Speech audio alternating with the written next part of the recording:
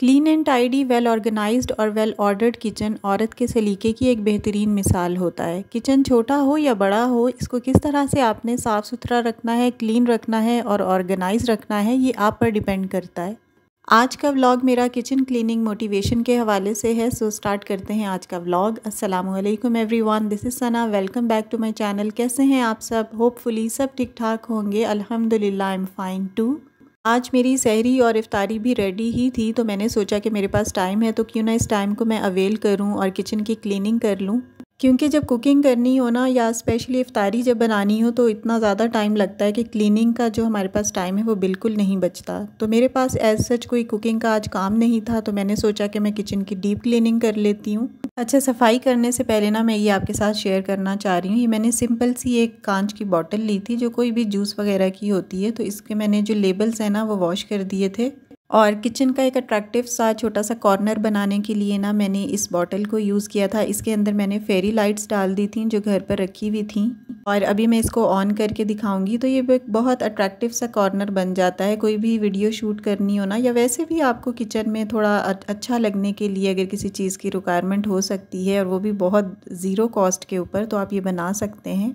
बस सिंपल जो fairy lights होती हैं जो किसी इवेंट्स पे हम यूज़ कर रहे होते हैं, वो मैंने निकाली, और एक कांच की बोतल थी मेरे पास खाली। इसके लेबल्स को मैंने उतार दिया था वॉश करने के बाद, और इसके अंदर फेरी लाइट्स डाल दी थी। और जो इसका एक स्ट्रैंड बच रहा था उसको मैंने टाइल्स के ऊपर टेप की मदद से चिपका दिया था।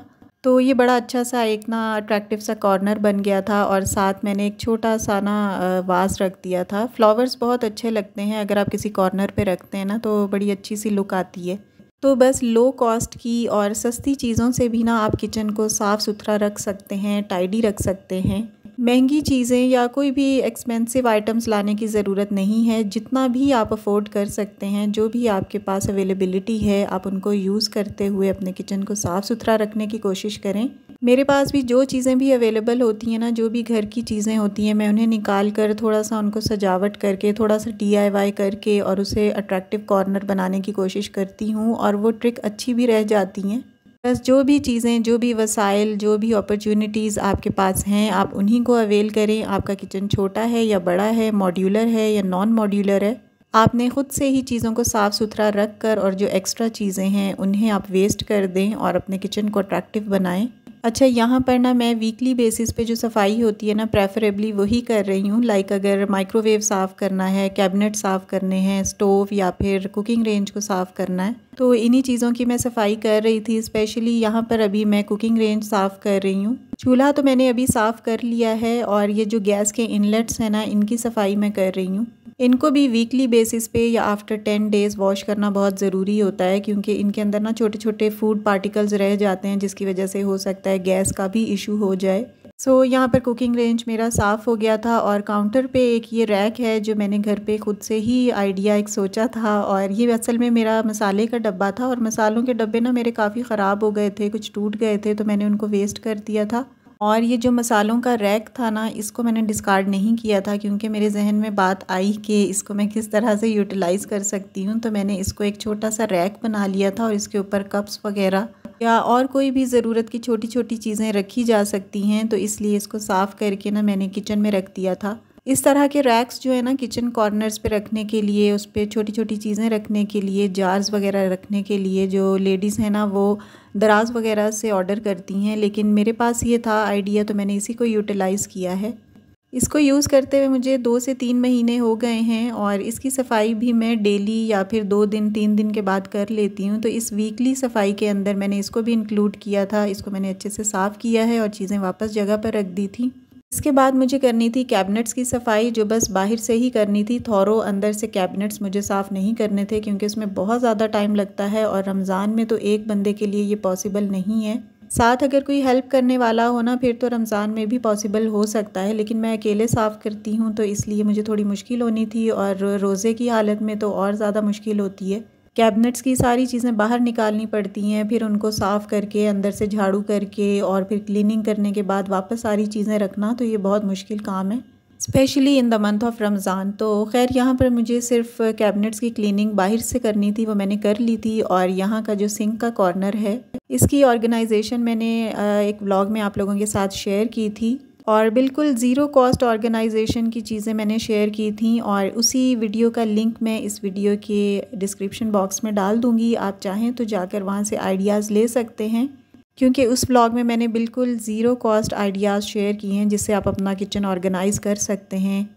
बिल्कुल ज़ीरो बजट में ऑयल का कॉर्नर और सिंक का कॉर्नर आप किस तरह बना सकते हैं, ये इस वीडियो में मैंने मेंशन किया हुआ है। तो लिंक मैंने डिस्क्रिप्शन बॉक्स में डाल दिया है, आप जाकर विज़िट कर लीजिएगा। सिंक का एरिया साफ़ करने के बाद सिंक को किस तरह इग्नोर किया जा सकता है, तो यहाँ पर मैं सिंक साफ़ कर रही हूँ और इसकी सफाई तो जब बर्तन धोते हैं तो डेली बेसिस पर होती ही है, लेकिन इसकी जो साइड्स है ना, वहाँ पर चिकनाई या फिर ग्रीस वगैरह होती रहती है, या फिर इसकी जो साइड्स की टाइल्स हैं ना, इनको भी हम डेली बेसिस पे साफ़ नहीं कर पाते। ज़ाहिर है बर्तन इतने ज़्यादा होते हैं तो डेली बेसिस पे टाइल्स को साफ़ करना पॉसिबल नहीं होता। तो ये वीकली एक दफ़ा मैं कर लेती हूँ या फिर 10 डेज़ में एक दफ़ा कर लेती हूँ।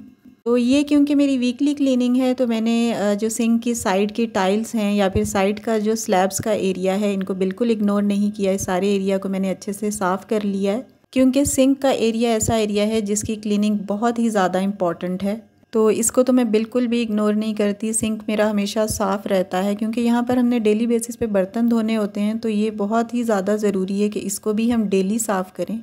डिफरेंट सॉल्यूशंस मिल रहे होते हैं जो इन पर डालकर आप इसकी सफाई अच्छे से कर सकते हैं, लेकिन मैं जस्ट सोप से या फिर जो बार होता है उससे इसकी सफाई कर लेती हूँ। अगर आप डेली साफ़ करें ना तो उनसे भी बहुत अच्छी क्लीनिंग हो जाती है। चाहें तो घर पर भी हम बना सकते हैं। लेमन, मीठा सोडा और विनेगर, इन तीनों चीज़ों को मिलाकर और सिंक के ऊपर थोड़ी देर लगा रहने दें और बाद में जाली से इसको साफ़ कर लें तो ये बहुत क्लीन हो जाता है। लेकिन यहाँ पर मैं तो सिंपल लिक्विड सोप से ही वॉश किया है, क्योंकि मुझे बहुत जल्दी जल्दी में क्लीनिंग करनी थी और इस तरह के कोई सोल्यूशन वगैरह बनाने का मेरे पास एज सच टाइम नहीं था, तो मैंने बस सोप से इसको वॉश किया है। वीकली किचन की क्लीनिंग की हैबिट अगर आप बना लेंगे ना तो आप ख़ुद को बहुत सेटिस्फाइड फ़ील करेंगे, क्योंकि किचन जब साफ़ होता है ना तो हमारा माइंड भी रिलैक्स रहता है और काम भी जल्दी जल्दी हो जाता है और काम करने में दिल भी लगता है। और ये खिड़की का एरिया है जो किचन में खिड़की एक ज़रूरी होती ही है, तो इसकी भी मैं थोड़ी सी क्लीनिंग कर रही हूँ। ये भी मैं डेली नहीं करती, बस 10 दिन, 15 दिन, 20 दिन बाद कर लेती हूँ। और अभी भी मैंने इस खिड़की के जो शीशे हैं या जो मैश है उसको बिल्कुल भी क्लीन नहीं किया, क्योंकि मेरे पास टाइम नहीं था। तो मैंने इसकी जस्ट सामने से क्लीनिंग की है और चीज़ों को उठाकर क्लीनिंग करके वापस चीज़ों को रख दिया था। कोशिश करके जो आपके किचन में ऐसी चीज़ें हैं ना जो कई सालों से आपके काम नहीं आ रही, उन चीज़ों को डिस्कार्ड कर दें, किसी को दे दें या फिर अपने किसी जानने वाले को दे दें और किचन में वही चीज़ें रखें जो आपके यूज़ में आती हैं या किसी के आने पर, मेहमानों के आने पर यूज़ की जा सकती हैं। कई दफ़ा ऐसा होता है कि बहुत सारी ऐसी चीज़ें होती हैं जो काफ़ी पुरानी होती हैं और सालों से वो हमारे काम नहीं आ रही होती, लेकिन हमने उनको अपने किचन के कैबिनेट्स में संभाल के रखा हुआ होता है और इन फ्यूचर भी उसका कोई काम, कोई भी उसकी इतनी यूजेज हमें नहीं समझ में आ रही होती। तो इन चीज़ों को आप निकालें किचन से, या तो उनको सेल आउट कर दें या फिर किसी जानने वाले को दे दें ताकि आपका किचन साफ़ रह सके। और उन्हीं चीज़ों को कोशिश करके किचन के कैबिनेट्स में रखें जो काम आती हैं और इन फ्यूचर आपका कोई प्लान है इसको यूज़ करने का। अगर आपका कोई प्लान नहीं है तो इन चीज़ों को निकाल दें, किसी और को दे दें ताकि वो उनके काम आ सकें एटलीस्ट।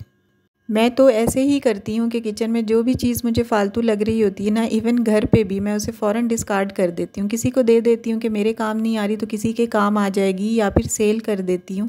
तो मेरे ख़्याल से एक अच्छी हैबिट है चीज़ों को बिला वजह स्टॉक करके रखना, जो है वो समझ में नहीं आता। घर भी आपका गंदा रहता है और आपका जहन भी इन चीज़ों की वजह से उलझा हुआ रहता है और इन चीज़ों की जो ऑर्गेनाइजेशन है ना वो भी हमें समझ में नहीं आ रही होती कि इन चीज़ों को कहाँ प्लेस करें।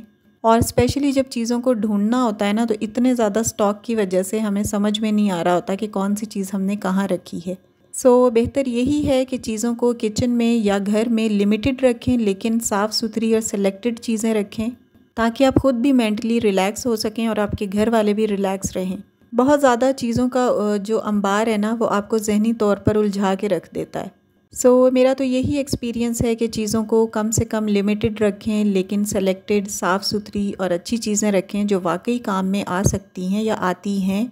सो जनाब, यहाँ पर मेरा सारा किचन अल्हम्दुलिल्लाह क्लीन हो गया है और किचन में कई टाइम ऐसा होता है कि कुकिंग का काम कम होता है, तो इस तरह आप अपने टाइम को अवेल किया करें कि उस टाइम पे आप किचन की कोई और चीज़ की सफाई कर लिया करें। किसी कैबिनेट की सफाई कर ली, सिंक एरिया की सफाई कर ली, या फिर फ्रिज को साफ़ कर लिया करें, या जो बर्तनों की ऑर्गेनाइजेशन है उस पर थोड़ी सी तवज्जो दे लिया करें। तो आप इस तरह मेंटली काफ़ी रिलैक्स फील करेंगे ख़ुद को, और ऑफ कोर्स किचन भी आपका वेल ऑर्गेनाइज्ड, वेल ऑर्डर्ड और साफ़ सुथरा रहेगा। So this is all about my today's weekly kitchen cleaning. Video अच्छी लगी हो, आपको कोई बात अच्छी लगी हो, कुछ न्यू सीखा हो आपने, तो वीडियो को लाइक कीजिएगा। चैनल पर अगर न्यू हैं तो चैनल को सब्सक्राइब भी कीजिएगा। Inshallah, see you soon in the next video. Till then, stay happy, stay fit and take good care of yourself. Allah Hafiz.